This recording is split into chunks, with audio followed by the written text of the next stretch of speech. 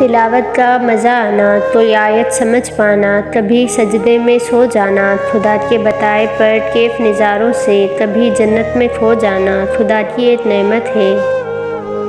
اور پھر میں نے لوگوں سے زیادہ اپنے رب کو راضی کرنا مناسب سمجھا۔ الہی تجھ سے دعا ہے کہ کسی کے دکھ کی وجہ میری ذات نہ ہو۔ پریشانی خاموش رہنے سے کم، صبر کرنے سے ختم اور شکر کرنے سے خوشی میں تبدیل ہو جاتی ہے۔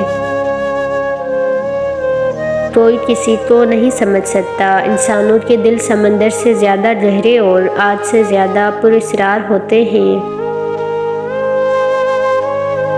میں نے کہا میں بہت پریشان ہوں اور دل میں بے سکونی ہے۔ جواب آیا، صبر اور نماز سے سہارا حاصل کرو۔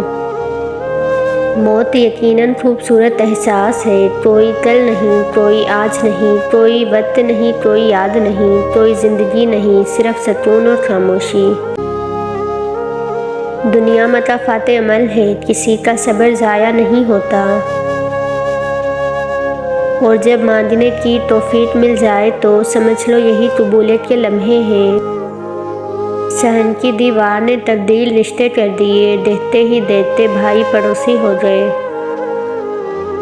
اپنے اندر کے خوف کو ختم کر دو، تم دنیا کے کامیاب انسان بن جاؤ گے۔